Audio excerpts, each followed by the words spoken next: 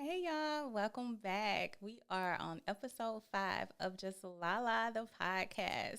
Thank you guys for rocking with me and thank you guys for coming back. On today's episode, I have a very special guest. I would like to welcome my best friend since childhood, an entrepreneur, dad, husband, and aspiring rap artist, writer. Please introduce my bestie, Mike Cain. What's up, BF? What's the deal, T? I'm What's going so on? happy you're I'm here. happy to be here. It's definitely an honor. How you feeling today? I'm feeling good. I feel like I made it. I'm on the Lala show, baby. No, I feel good. I feel blessed, man. I'm ready to kick it with you. All right. I want to say a special thank you. Behind the scenes, so much go on into just creating a show, just having the courage to step out. And this is person has been my writer since day one, encouraging me to step out on faith. And girl, I dare you, kind of like my producer, dare me to just step out and do this. So I want y'all to know how much this episode means to me. And I hope you guys take something from it because we're here to, again, entertain, inspire, and educate. So we're going to dive into some topics today. But my first question is tell everybody, who is Mike Cain? Ooh. It's funny. I just did a single called Monterey Park, and the hook say I'm just a young, fresh, hooping a ninja from the array. I'm gonna keep it clean, but yeah, I'm from Monterey, man. I'm from Highland Park, to be exact. I grew up on Monterey. The oldest son of Angela and Mike Cain Sr. Um, Angela Manuel. She watching this, she gonna get on my head. But yeah, just humble kid. Grew into I would like to say a good person. Family man. I took interest in basketball and rapping, obviously. Um, God fearing man, trying to make a way, doing what I love to do, which is make music and you know take care of the family. That is awesome. I want to know some questions I've never really asked you before off air.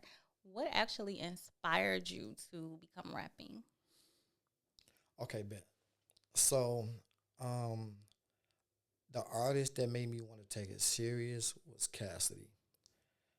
Cassidy is not one of the biggest artists in today's industry, but around early 2000s, especially in the battle rap culture, Smack DVD, he was that guy. Just I, he made me want to have quote unquote bars, wordplay metaphors. He took the metaphor game to a whole different level. So he inspired me to want to rap. But as far as liking rap, I was inspired by, I think I started off with Biz Markie, NWA, all Okay. the you know, early rappers, Big Jay Z, a lot of influences, that golden era of hip hop. But as far as made me want to rap, I'm gonna go with Cassidy. So, how did your childhood shape your view on like the music industry today or your perspective on how things are going right now? Oh man. So growing up, especially with Grandy, she just taught me a lot about spirituality, and I was grew up in the church, sort of say it wasn't like a every week thing, but she was on her head. So I can say I fairly grew up in the word in the church. So I want to say my conscience kind of got the best of me sometime, like being a gangster rap fan. Mm-hmm. It's constant battle of, and the older you get, the more that battle becomes like surreal, like what comes out of your mouth. You know what I'm saying? So it became a constant battle. But on the flip side, growing up in Highland Park, I seen the other side. I seen the worst of the worst. So I knew how to talk it in a clever way, in a believable way. You know what I'm saying? Mm-hmm. To where if I wanted to cap and make it sound good, I could. But that inner So, battle. you had some cap in your rap. Ah man, we gonna say manifestation. You had some We gonna manifestation in your we gonna rap. say talking until you get there. I was rapping about a Benz before I got one. Hey, me too. But the older you get, you're aware of that, and you want to speak out life. You want to speak truth, and you notice that music actually becomes better the more you stick to, the realness of it. Understood. But I want to get into your personal business. So, you Okay, are married. How long have you been married? forever. Oh man, I want to stop being married 13 years. 13 years. What advice would you give someone like myself who's been married 2 years, how to navigate the challenges through marriage? Got a pen and paper. I got an hour. Woo. Um, my first go to is what you put in is what you get out. You Okay. know, a lot of times, um, if we just worry about doing our part, Mhm. not not if you do this, I'm gonna do that. Not if you do this. So a lot of times we can't control other people. We can pray to do the right thing, but what you can control, for the most part, is your own actions. And even when your partner don't see things, God see things. And when you come home and you wonder why she got an attitude for no reason, and the energy just off, and y'all fighting, and you're like, I ain't did nothing to you. Says who? You know what I'm saying? Like Okay. it's like that. So regardless of who's watching, you gotta do the right thing. And I'm pretty sure once you do the right thing, you're gonna get that back. So what you put in is what you put out. If you out doing you, don't expect no perfect wife. Don't expect no perfect husband. If you out there doing you, this is what you, regardless of what they see and what they know, what you put in is what you're gonna get out. That's the first thing. Mhm. Secondly, man, it's a non-stop fight. You gotta fight to get with them. You gotta fight to keep them. You gotta fight with them. You gotta fight to get them back. So you gotta be prepared to lace them up. You gotta tell Oh you this is my gonna be God, a I gotta be fighting. well. Yeah, fight ain't never necessarily a bad word. You have to fight to get what you have today. You have to, True. you know what I'm saying? Life every day is a fight. You know, but yeah. So So you saying it's don't work? give up. Gotcha. Don't give up. Fighting the people, and I say that I get the same reaction, like, huh? That don't sound like I want to fight every day. You know what I'm saying? But no, it's like a don't give up type of fight thing. Gotcha. So stay dedicated. Yeah, and then Work at last but it. not least, make God the foundation. Put God first. We human, we gonna mess up. We come together in prayer. We talk to Him about it. Let Him be our ultimate counselor. We should be all right. So did you guys do marriage counseling before, after, or during? No, never. Never. Do you No think Lord. that it'll be beneficial, not necessarily for you, just new couples, or For me and new couples, after so long of constant, clashing, Mhm. sometimes you need a mediator. It's always I feel like it's always good to try. But the thing about counseling, both parties have to still want the relationship to go through counseling. Right. Like a counseling is a I'm trying everything type of so you gotta go into it like open minded. You gotta be ready to hear about yourself and hear about you gotta be just you have to be prepare yourself to go to counseling. It's like you just go to counseling with those same ways and everything get fixed. And Like this is just an opinion because I never went. I wanted to go to counseling before, like premarital counseling, and my husband wasn't opposed to it, but he wasn't 100% like he was one of those, we don't have any issues, let's not create any or whatever. But I feel like I've never been married before. I wanted to, I learned more things about me as the marriage progresses. I learned more things about me, being a mom. Like I just learned about myself, and I feel like to have someone to assist me with navigating the challenges and the way I feel and just different things. Because being a wife is not the easiest job in the world. It's fulfilling, it's loving, but it's difficult because you have to deal with men and their emotions, high and low. They hot and cold. You could be coming on home and he's not, himself because of whatever happened outside that didn't have anything to do with you. So I don't know, but he was opposed to it, so we didn't do it. But I thought that maybe we would go in with a great foundation if we did do premarital counseling just to start. We do have great communication, but we also got married as full grown adults. So I feel like we still have trauma from past relationships, from past situations. We just still working through our stuff. So I feel like I don't It would have been know a great idea. that it would have been a great idea for sure. Yeah, I think it is too. Like I would have did it, because unless you grew up in a household to where you had that example, you know Right. what I'm saying? It's brand new. We have no idea. I had no idea how to be a husband. I just knew I wanted her, and I knew how to lock her in. You know what I'm saying? But as far as the roles of a husband, the financial status, I started from scratch. And when you get older, you realize a lot of your problems came from that. Yeah. Not so much that this is a bad person or I'm a bad person. We didn't know what we was doing. Hmm. You know what I'm saying? We still don't know what we was doing. So yeah, that at the beginning would have been dope to where you got that constant, Right. just like a coach. Yeah, Yeah. yeah. I know you was on that. You know what I'm saying? So yeah, I think that'd have been sweet. So 13 years later, do you think that you guys have a solid foundation now? with the with everything you've been through? You don't have to overshare. No, it's in the making. It's in the making because it's not going to be always solid until our relationship with God is always solid. So Do y'all pray together? yes, we do. That's awesome. Yeah, we do pray together. I'm a prayer. Like that's my cheat code. Oh man, I pray, love it. I pray nonstop. That's my protection. I don't carry a strap. So I gotta stay prayed up. But yeah, we pray together. Our foundation is getting there. We are maturing. Growing up Getting together, more basically. wisdom. Yep, learning triggers. And once you at this age, like you can make the decision of I don't want this, I don't want this. So once you still come together and say I do, Mm-hmm. then you kind of start doing things to keep it. You know what I'm saying? So, what advice would you give to a new husband? Ooh wee, dog. um, and so this no, so I'm constantly learning. Mm-hmm.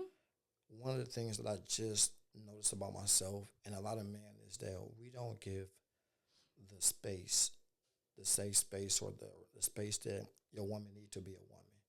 Like they're not built like us, and Mm-hmm.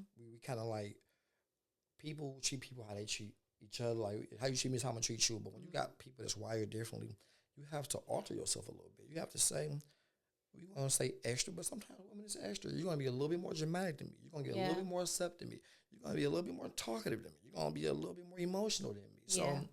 when that happens, we gotta allow you to get that space. I feel like older men did a good job with that. Like, they did this thing they did to where it's like, hey man, don't do that. Big mama gonna get mad. You know what I'm saying? But we more so, why you mad? Like, you have to just, my woman is my woman. That's just how she's wired. I'm gonna love her and give her the space to be that person. So I didn't do that. I can't speak for all men, but I was like, hey man, I ain't did nothing to you. Why your face long? Or Instead of coming in like, what's wrong? How can I yeah, help? yeah, yeah. And so it's a nonstop learning experience. So you gotta constantly continue to humble yourself for this person every day. Less of me, you know what I'm saying, and more you type of ordeal as a husband. And what about like it sucks, not a new wife? What kind of advice would you give her? Like how to support. Okay. Support. That's all. It's gonna be. We feel like the world's on our shoulders every day we walk out. Providing is our main goal. Providing is what we do. So I just need my support team. I need you to be there when it get rough. You know what I'm saying, time to lift my head up. Don't the extra stress. Like as long as me personally, as long as you say we straight and you say you okay, then I can have that constant okay bet. You know what I'm saying? But with everything falling apart and then going home, seeing your wife like falling apart too, it's like, oh man, that's a lot of pressure for it, man. So supporting, Okay. supporting through the rough and the good. So you are a dad. How many kids do you have? I got 7. 7. Yeah, I got How is fatherhood? fun. Fun? Never a dull moment. Don't get me wrong. Super busy. You know Super what I'm busy. saying? It get expensive, but it ain't new to me now. You know what I'm saying? I'm just learning how to balance, budget right, and be there for all of them in more ways than financial. That's what really count. So how do you navigate fatherhood while chasing your dreams? They get a little bit more, than my dreams. My dreams would have got more before I had kids, before I got married. But now, I'm sorry, it kind of right now I gotta take the back seat to family. It's a priority. Yep, and priorities. So it's about their dreams more so than mine now. It's about me going hard. I spend a lot of time doing the training thing with my oldest son and Cole, all of them, but mainly Cass because his window before college is a little small. So I'm putting that work in, and that's what I do the most out of anything. I spend my around the clock situation. So you're enjoying being a parent. That's Yes, awesome. I am. And I got an album supposed to come out, but like you said, the family and being a dad, trumps it. So it's like I do as much as I can when I get a window, and then it's like whenever it's time to get back to, the real, then it's like you gotta put rap in the back seat. So what's the name of your album? Let's talk. Let's talk. Let's talk. Okay, let's talk. How was making the album process? Did you enjoy that? I had so much fun. So I did all of my recording with the real White Mike. Shout out White Mike, man. He's a legend in the game. He did pretty much the engineering of anybody you can think of. He shocked me. I walked in, and I'm looking like, we in the basement. You white Mike, what's up? He said, I did 2 million up down here. I said, oh, let's go. Load me up. So um, it was fun, man. The vibe was just right. He a good person. Everybody that jumped on my album just brought great vibes. You know what I'm saying? They did their thing. They delivered. You know, so it was fun. I did it. I knocked it out in about, no cap, about a month and a half, less than that, probably a month. And you have 2 singles out. Where could they listen to your 2 singles, and what are their names? We got Monterey Park featuring Sid Jones. God bless his soul. Rest in peace to Sid. That's out on all platforms. And then we got David Ruffin. David I Ruffin. did a song called David Ruffin. That's out on all platforms also. Um, that was produced by my boy Rollo. Shout out to Rollo, man. Rollo Nixon. Holla at him. So I'm happy you brought up your album, and I'm so proud Hold of on, you. let me bag up. Okay. My boy DC produced. DC, shout out Monterey Park. DC. God damn it, man. You know this DC, right? But yeah, shout out to DC. So how do you feel about the hip hop culture? Because there's so much going on in the media right now, especially with the trending hot topic, Young Thug snitching phone calls and all of that. How are you feeling about that? It made me want to change my album name from Let's Talk to Let's Not. No.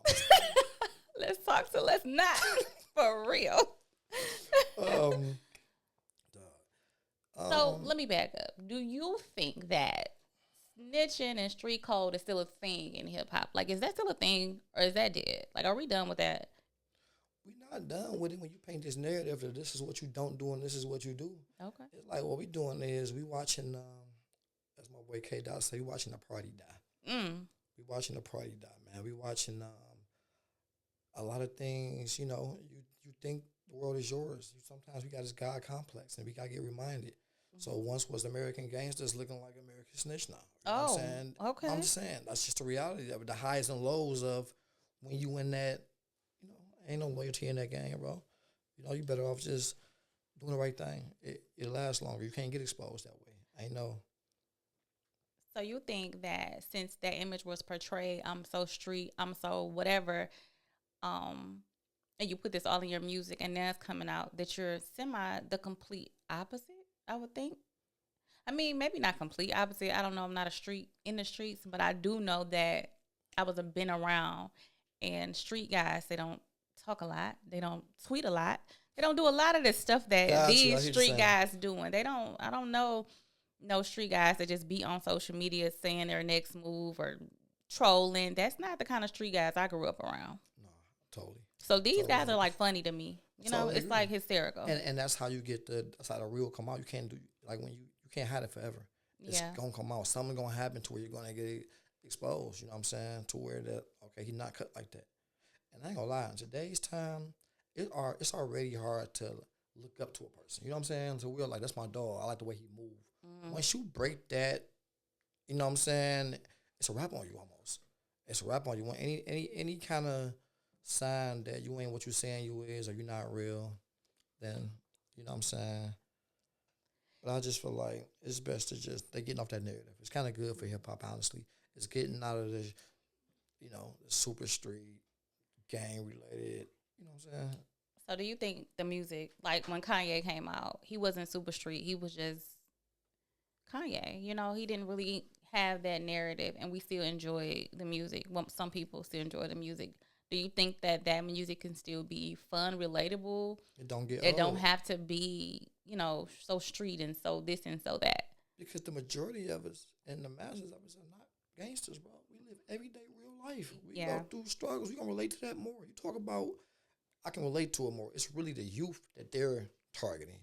The ones who hasn't lived any life, and now they starting to start their life, and you giving them a path to go down. That's who they're targeting. That's who the machine behind them is targeting. You know what I'm saying? We want to hear stuff we can relate to, stuff that's gonna get me through. Have fun too, cause like life's so hard with the economy right now. We just want to have a good time. So if any of you new rappers up and coming, we just want to have fun. We don't have to be street. You don't have to tell us how you was whipping it in the kitchen unless you're cooking some eggs. We don't even care anymore. Well, speaking from the girls, I don't know about the guys, but I don't care. I just want to have good music, no drama, and fun. So all of this street stuff, is beyond me. But do you think social media has ruined like the rap image? Like they have to portray this image with the new chain and all of that stuff? It's funny you said that because as you was talking, like a thought popped up. One of Jay Z bars. He said, "When I was moving Instagrams, the last thing that you wanted was your picture taken." Right. Like for real, bro. So it's like you said, the real street guys ain't really into that. You know what I'm saying? But now it's a show off content. Look what I got. That's all it is. It's a picture of, you know what I'm saying? Look at this. So do you think Young Thug should forgive Gunna? Young Thug almost in the point too. That's his best. Like he already kind of on that. Like it's all love, bro. But coming out attacking that man character and messing up his, you know, his name any worse than what he already did for whatever reasons. It's just it backfired. Do you feel like it was betrayal what he did though? Like Gunna signing the plea saying that this is a game. Do you think that he betrayed his friend? Outside and looking in, yes. I'm not a street guy to where I know the depths or how that work, what you can say, what you can't say that's going to incriminate. You know, they give them advice. They lawyers tell them what they're doing and what they can't do, you know. But what I will say, I don't think it's no different from what Thug did. I think both of them at the end of the day was what you call, I learned talking. I just heard somebody say talking and telling is not the same thing. Like if you didn't necessarily put someone in jail, then you didn't snitch. But if you corroborate your talking, so I said, oh, with me not being in the game, like that's new. But The street guys, from their perspective, from talking to a couple guys, they were basically saying any conversation with the cops is you talking too much. Like you shouldn't talk to them at all. You should say, "Let me go get my lawyer and move around." So in the streets, yes, in the streets they saying no, that's cold. You don't say nothing.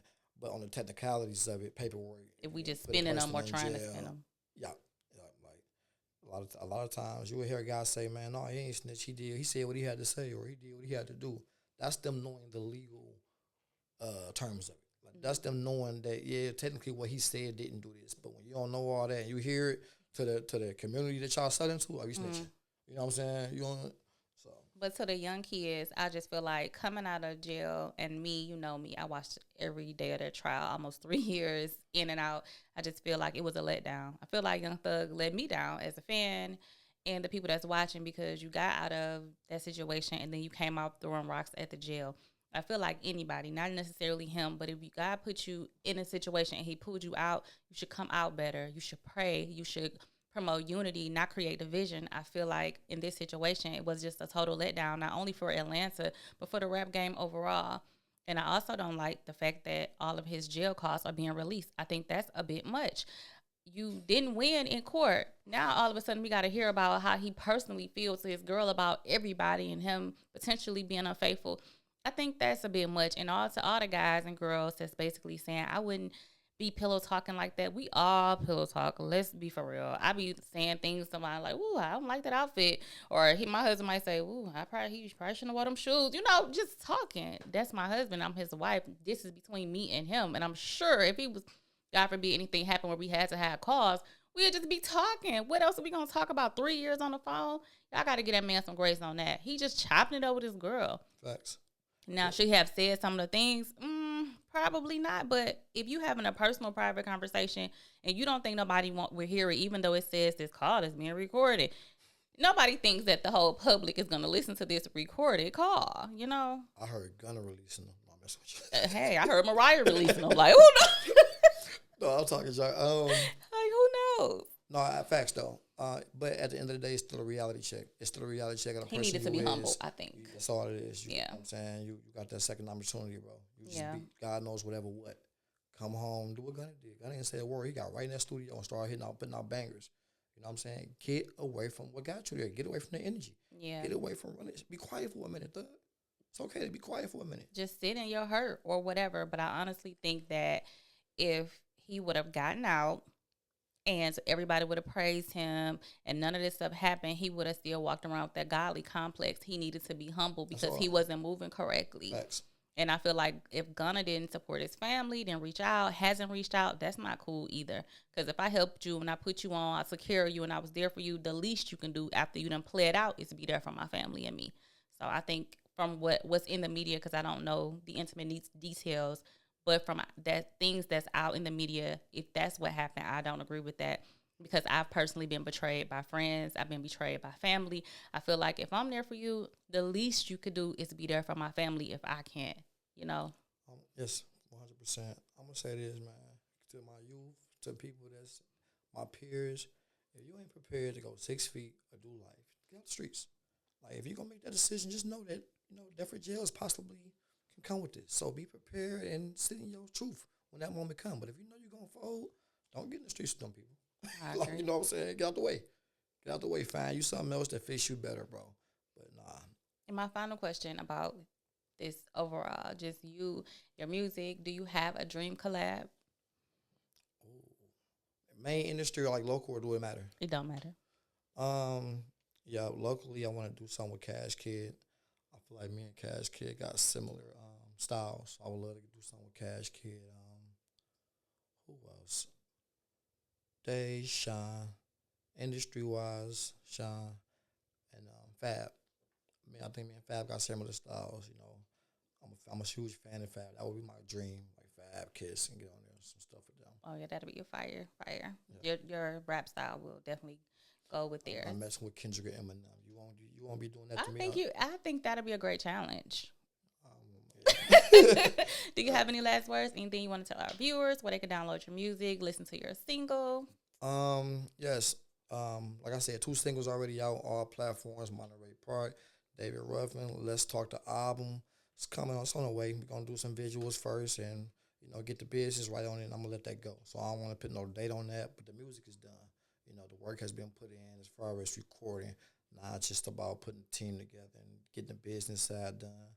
I want to tell you that I'm proud of you, and I'm glad to be on the show. Thank you. Um, I have fun, man, kicking it with you. This is what we do any day, on the phone. If they release one of our conversations, just know it's gonna be something like this, and I know the girl are ugly. Listen, I love today. It was a great episode, and I know I'm always kicking in with one of my friends, but I feel like it's comfortable for me, it's comfortable for them, and they have things going on, so they want to share any of my other friends, peers, or anyone that would like to collab with me. My email is walker1281 at gmail, and all of my social medias right now currently, I have Just Lala podcast on Facebook and Instagram, and then Tandra Mitchell on Facebook. So please reach out to me. I want to tell you guys again, thank you to my special guest, Mike Cain. Thank you for joining me. Thank you for showing up for me. Thank you for showing up for yourselves. Take time to pray, lean into God or whatever you believe in, because it's so much happening. You should take care of you and start by doing it spiritually, because if you're not okay, you can't pour into no one else. So thank you so much. Just Lala, the podcast, I always tell you this: being yourself, being real, being raw is the standard here, not the exception. I love you guys. Thanks for tuning in, and I'll catch you next time.